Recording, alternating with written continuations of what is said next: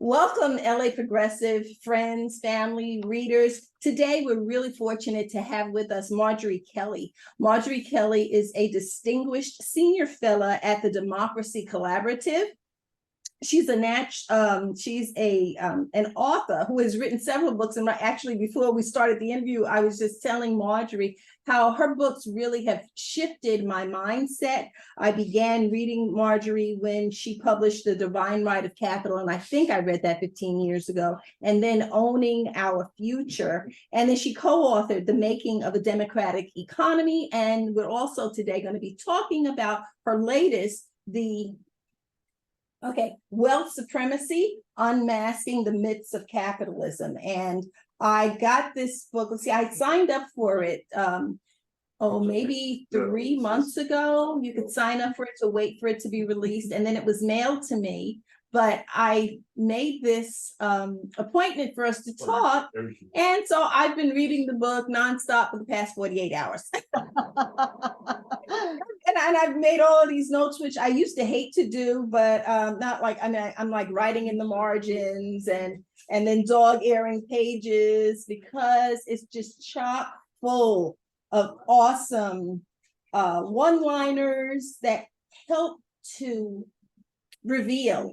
unveil the ways in which we are blinded by the way that we think about our economy, about democracy, about the rightful ownership of things. But I'm not going to go on and on and on. Marjorie Kelly, teach us, please.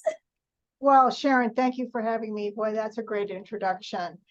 Yeah, I've spent 30 years as a journalist, a consultant, and a theorist working for a more democratic economy. And Sharon, I've become discouraged.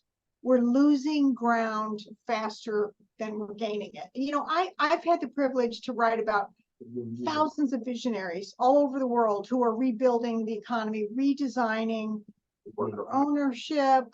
Our organization, the Democracy Collaborative, we built evergreen cooperatives in Cleveland, which are worker-owned businesses that are doing all the laundry for Cleveland Clinic, and they're hiring formerly incarcerated people deliberately. I mean, there's so many great models you can point to and great work.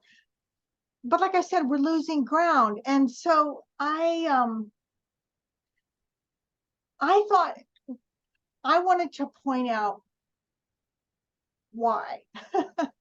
What is it that is devouring all this good work and all this visionaries' dreams and plans? And I devised a phrase for it, which is wealth supremacy. And of course, I'm deliberately playing off of the term white supremacy. And so there's a couple of reasons. One is that the two work together. The two are really intimately intertwined. I mean, I think people of color know better than anyone that property can be weaponized. We're taught that property is sacred in the Western tradition that comes down to us from England. Property is, which we also call wealth, is there's a bias in our system. We know about racism. We know about sexism. Capital-ism is a third form of bias. It's bias toward capital, which is the active form of wealth. And in the book, I unpack how. I feel like, Sharon, I've been like a spy in the house of business and investing for 30 years, and I know how it works. I know enough to be dangerous. And so I'm explaining it for ordinary people. It's not a complicated business and economics book. It's a book for the rest of us. So, you feel like the system is rigged against you. It is. Here's how. And let me unpack it. And by the way, it's not legitimate. And this is what I'm trying to do here, Sharon, because what I've realized is that, okay, so after 30 years of so many people working for the positive, impact investing, worker ownership, community land trusts, community development financial institutions, there are so many good models. We will never get to where we need to go just by building the positive. It won't add up fast enough. And by the way, they're devouring what we build. as we go along the way. So what we need to do is turn and delegitimize the system that is out there, the extractive, financialized system, which says its purpose is to maximize income for capital. Well, that's not a legitimate purpose. That's a biased purpose. And if we can undermine the legitimacy of this system, we turn its cultural foundation to sand, and it will fall. Any system that loses legitimacy will fall. That statement that you made about legitimacy, for me, I actually, so this is what I did in the book. I love it. Because that's it. That kernel right there will turn it to sand. I keep looking at how we continue to reconstitute these structures of inequality, economic inequality, racial inequality. And it's because in our minds, we have somehow been tricked into believing that these are legitimate structures. Yeah, we have been tricked, and in the same way that women were tricked when we used to talk about mankind, right? Or when we talk about these manufactured categories of whites and blacks, which are just a made up construct. The same way, there are all kinds of constructs in business and investing. And let me just name a couple of them. First of all, let's talk about someone's worth, right? Donald Trump will be out there saying, well, I'm worth billions of dollars. Worth, so does that mean that he's worth more than the rest of us? Well, that's a con, right? That's a construct that we accept as legitimate, and it's not legitimate. He's not worth more than the rest of us, but that's what the language tells us. The language itself carries the bias. So when we even speak the language of economics, we are transmitting bias. We're accepting and transmitting it. And business school students learn. I've done a lot of lecturing in business schools after The Divine Right of Capital came out. I did a lot of lecturing. And they are taught that the purpose of management is to maximize returns for shareholders. That is universally taught in business schools. Shareholders in publicly traded companies, like on New York Stock Exchange and so forth, 89% of that wealth is held by the richest 10%. And most of that wealth is held by the very top of that 10%. So basically what we're saying is all businesses exist to make more wealth for the wealthy. And we accept that as a norm. That's just a norm, and if you're trying to be a young person, find your way in business, you learn. This is how you behave. This is how the system is built. And it's a con. It's not legitimate. Let me just add another one, and that is fiduciary duty. This sounds so benign. It sounds so technical. It's kind of, you kind of want to yawn. Who can get upset about fiduciary duty? Well, fiduciary duty is the obligation. When you or I or a billionaire has investments, they place it with an investment manager or a mutual fund. And that investment manager has an obligation to act in our behalf. They can't loan the money to their crazy uncle. They can't run off to the Bahamas and take a vacation. They have to act in the interest of the person whose assets are there. Well, that's real, and that matters, and that's important. But there's another element that's tucked into fiduciary duty, which we don't notice, which basically says gains to capital, excuse me, gains to capital matter. Nothing else matters. Whoever you step on along the way, whether you trash the environment, whether you eliminate jobs or desert communities and demand tax breaks just to stay, none of that matters. The only thing that matters is maximizing gains to capital. That's the goal of investment. Well, so that I call, it's a tautology of capital bias or wealth supremacy, because it basically says only gains to capital matter, nothing else matters. So those are just a couple of examples of how the system is deeply, deeply rigged against us. Absolutely. I mean, I was just reading this, and you say in different words what I think. And I just love that. And I was asking myself, okay, is this confirmation bias? Are you just like loving this book because she's saying what you believe to be true all along? But what you added in part 3 is something that I've really been searching for. Because like you, I've had been losing hope. My husband, Dick Price, and I published the LA Progressive, which is a daily political publication. Every single day, we're sitting at our little laptops, our computers, at our desks, and we publish 10 to 12 articles a day about the current state of politics, mostly in the United States, but some global stuff as well. And it's pretty disheartening. And we've been doing this now for 16 years. So yes, in some ways I have been losing hope. So your part 3, though, helps with that. And I don't want to leapfrog into part 3 yet, but I will say that on page 127, and I have the paperback version, you talk about race and the role that it plays, and the marriage of wealth supremacy with white supremacy. Yeah. And we've already talked about how race is a social construct, and I would even say an economic construct. It was constructed specifically to help to maintain this pyramid structure and keep certain people at the bottom. Right. But on that page 127, you talk about this role of race in the anti-democracy agitation has been widely discussed. Often overlooked is the role of plutocrats, as political scientists Jacob Hacker and Paul Pearson have observed. And in their book, I'm going to skip to the bottom.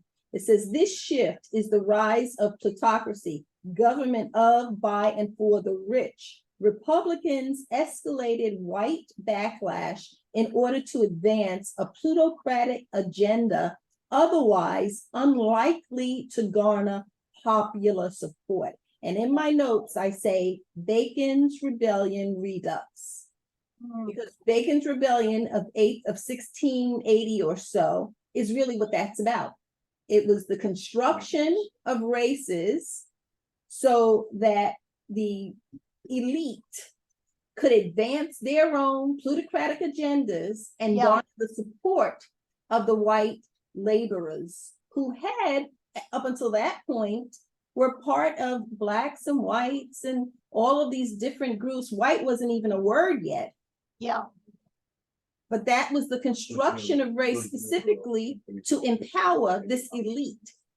I think that's right. That's exactly right. And I'm so glad you're saying that. Yeah, you'll notice that we're talking a lot about race these days. I mean, of course, wokeness is, being decried, and there's all of this feeling like it's immigrants at the border who are threatening us. So there's all of this talk about race, and colleges can no longer do race conscious admissions. What we're not talking about is the plutocracy. We're not talking about it enough. But who's financing this work? I mean, who's financing these hard right think tanks who are coming up with these things like woke is bad? There are a lot of people who are paid a lot of money to come up with these attacks, and what they're doing is they're masterful at changing the subject, right? We're acting like people of color are the problem, and what we're not recognizing is that people of wealth are the problem, and that wealth has become a form of extraction from the rest of us. I have a diagram in the book showing that back in the 1950s, financial assets were roughly equal to gross domestic product. So assets are like, stocks and bonds and debt, and GDP is the flow of income and spending. It's like, you get a paycheck, you spend it on thus and so. So those used to be equal. Assets and GDP were equal. Today, financial assets are 5 times GDP. And yet, the way the system is built, those assets have to grow. And in fact, as we talked about earlier, the purpose of business is to grow those assets as fast and as much as possible. And the purpose of investing is to grow those assets. And so more and more extraction is happening. They're layering debt on families. We're shifting income from labor to capital, sending jobs overseas, turning full-time jobs into part-time, contract, Uberized type jobs. There are all kinds of ways that there's war on workers. And of course, we know that people of color are hit first and hardest. And what I emphasize is, okay, so wealth supremacy and white supremacy are deeply intertwined. And a lot of the wealth, financial wealth of today came from the backs of color nations. But with wealth supremacy, the harm accelerates.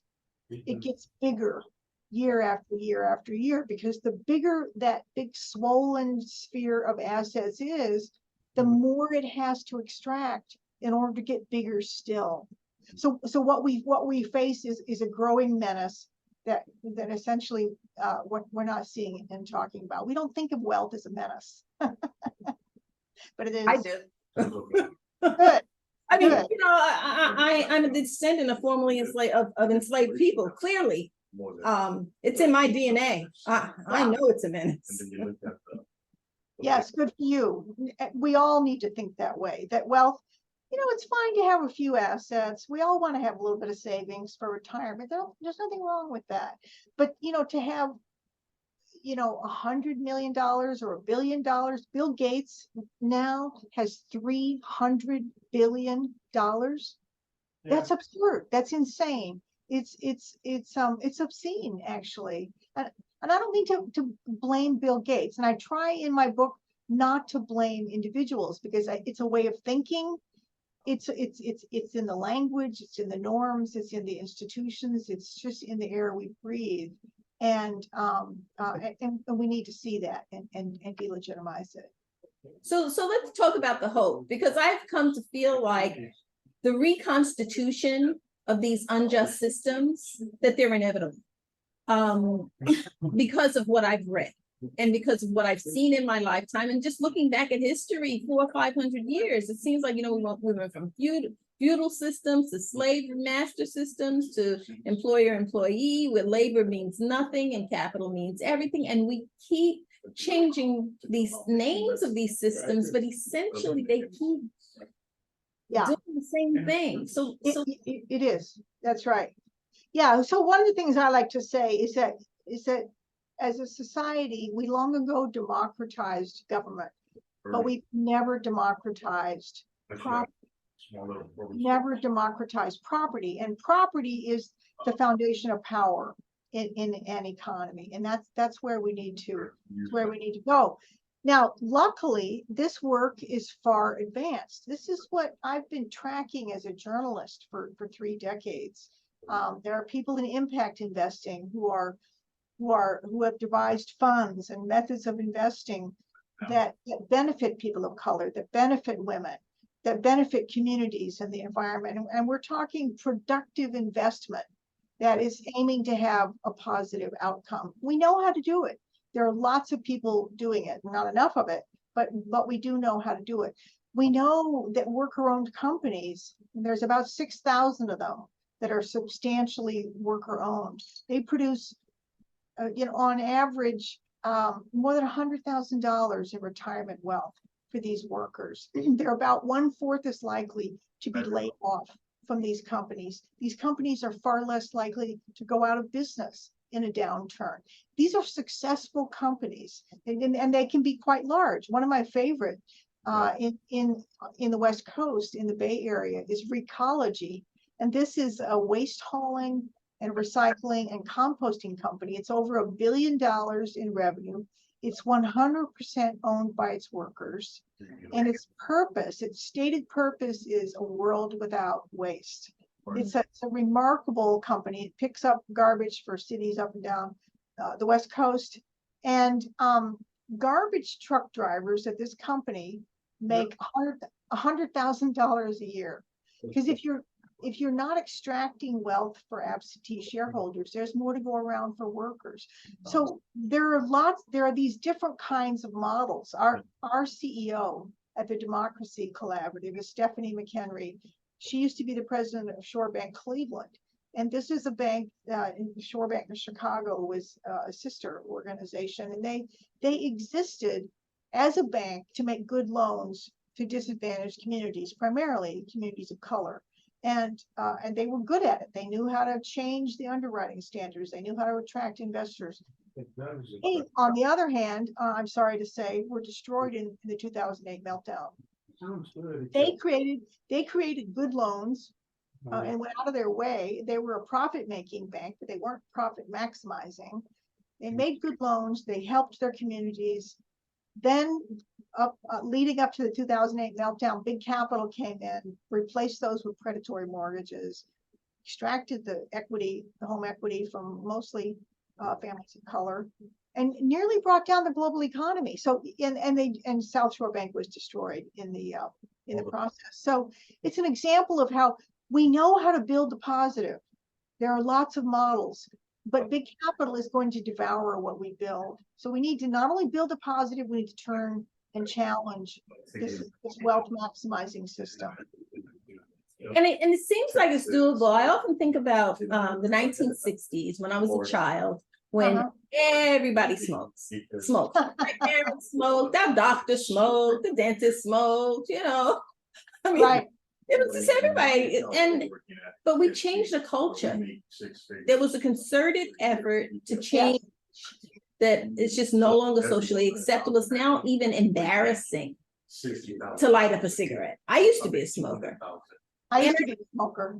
Yeah, and I mean, I stopped, because of my health, but even more than my health, I was just embarrassed at how it looked. Yeah, you had to go outside and huddle and, light up in the in the cold. So changing really the hearts and the minds and what we're talking about is changing the culture, which in some ways is like turning the Titanic, but it's doable. It is feasible. You're right. Changing the culture, you put your finger on it. Changing the culture is where the real change happens. We have to change our minds, change what we think is normal and acceptable and legitimate, and see that it's not.